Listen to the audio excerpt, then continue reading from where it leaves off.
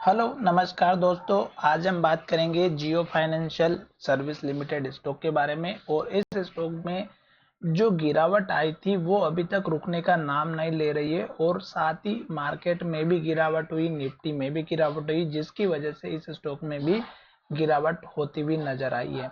तो क्या ये स्टॉक में गिरावट कहां तक रुकेगी, सपोर्ट कहां तक रहेगा, क्यों गिरावट आ रही है, वो सभी हम यहाँ पर चर्चा करेंगे। साथ ही ये वीडियो आपकी एजुकेशन के लिए है, बाय सेल की एडवाइस नहीं है।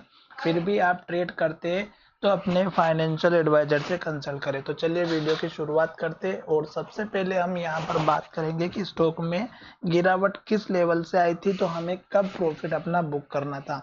यहाँ पर देखिएगा कि मैं आपके सामने एक लाइन ड्रॉ करने वाला हूं जो कि इस कैंडल का हाई है। और यहाँ पर देखेंगे तो इन्वर्टेड हैमर है। फिर अगर आप देखेंगे तो स्टॉक में यहाँ पर एक इन्वर्टेड हैमर है और यहाँ पर भी एक हम ड्रॉइंग लाइन ड्रॉ करेंगे। उसके बाद अगर आप देखेंगे तो स्टॉक ने इस हाई का बना करके फिर एक नया हाई बनाया था। और यहाँ पर भी देखेंगे तो सेम इन्वर्टेड हैमर है और हाई पर हमारी कैंडल बनी हुई है। तो ये जितने भी मैंने आपके सामने हाई ड्रॉ किए, इसमें आपको एक चीज कॉमन दिखाई दे रही होगी, वो है स्टॉक का हाई लेवल, जो कि यहाँ पर भी पहले बना हुआ था और वहीं दोबारा आया। फिर यहाँ पर भी सेम बनी सिचुएशन, फिर यहाँ पर भी देखेंगे तो हाई बना और यहाँ पर भी देखेंगे तो हाई बना और यहाँ पर भी देखेंगे तो हाई बना। इन तीनों में अगर आप देखेंगे तो इन्वर्टेड हैमर है। और जब भी स्टॉक टॉप पर इन्वर्टेड हैमर बनाता है तो गिरावट जरूर आती है, क्योंकि वहां से हमें इंडिकेशन मिलता है कि यहाँ पर बायर के साथ साथ सेलर भी इंटरेस्टेड है और स्टॉक को ऊपर नहीं जाने देंगे दूसरे दिन जब अगर लो टूटेगा तो यहाँ पर सारी सिचुएशन देखिएगा।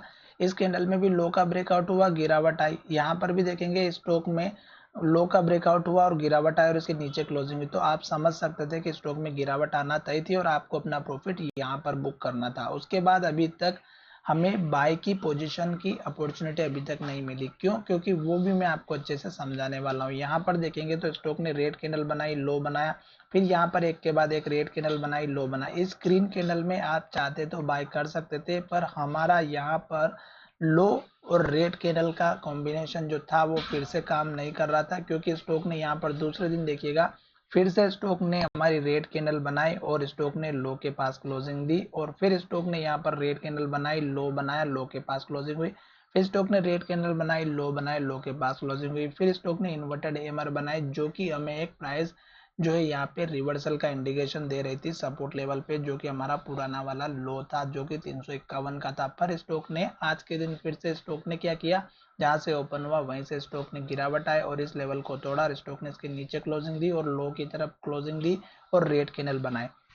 तो जब तक स्टॉक में रेड कैंडल बनेगी, लो बनेगा, आपको बिल्कुल भी बाई नहीं करना है। अब स्टॉक का ये पुराना वाला लेवल है सपोर्ट का, जो यहाँ पर आपको 335 का है और दूसरा सपोर्ट लेवल इस कैंडल के लो का है जो हमारा यहाँ पर है 318 का। तो ये दो तो हो गए सपोर्ट लेवल।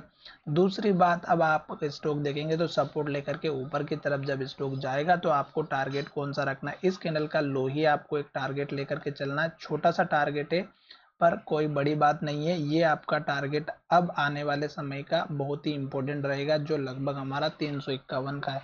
दूसरे टारगेट की अगर हम बात करें तो आप इस कैंडल के हाई का रख सकते हैं, पर हमें अभी इसी लेवल के आसपास का लेवल रखना है। दूसरा टारगेट आप बड़ा अगर टारगेट रखेंगे तो इस कैंडल का है 374 का, जो कि अभी जल्दबाजी में उम्मीद ना करिएगा। यहाँ पर भी देखेंगे तो इस कैंडल का हाई 364 का, ये आप अब लेवल लेकर के चल सकते हैं 360 से 364 या 65 रुपए के आसपास का। तो ये आपके उसके बाद का टारगेट रहेगा, दो छोटे छोटे टारगेट। अभी स्टॉक नीचे जा रहा है, जाने दीजिएगा। आपके 1500 स्टॉक से इस स्टॉक को कुछ भी नहीं होने वाला है, तो इसलिए आपको वेट एंड वॉच का काम करना है। क्योंकि लास्ट का जो हाई बना था और स्टॉक ने यहाँ पर गिरावट दिखाई थी, तो ये जो लो था ये स्टॉप लॉस था उस समय का। फिर स्टॉक ने हाई बना करके अभी तक लो नहीं बनाया। यहाँ पर एक हमारा लो था जो कि स्टॉक ने सपोर्ट में बनाया था, तो स्टॉक ने इस हाई के बाद यहाँ पर लो बनाया था। तो ये आपका स्टॉप लॉस या सपोर्ट लेवल रखना था, यानी कि जब स्टॉक हाई बनाता है और जब गिरते हुए आता है तो लास्ट का लो आपका स्टॉप लॉस या सपोर्ट लेवल का काम करता है। अब वो लेवल टूट चुका है और स्टॉक नीचे आ चुका है, फिर दूसरा सपोर्ट लेवल भी तोड़ दिया, अब तीसरे सपोर्ट लेवल के पास में आ चुका है, जो कि हमेशा मुझे दिखाई दे रहा है कि शायद ये लेवल भी टूट जाए। तो चलिए वीडियो को यहीं विराम करते हैं। धन्यवाद, मिलेंगे नई वीडियो में।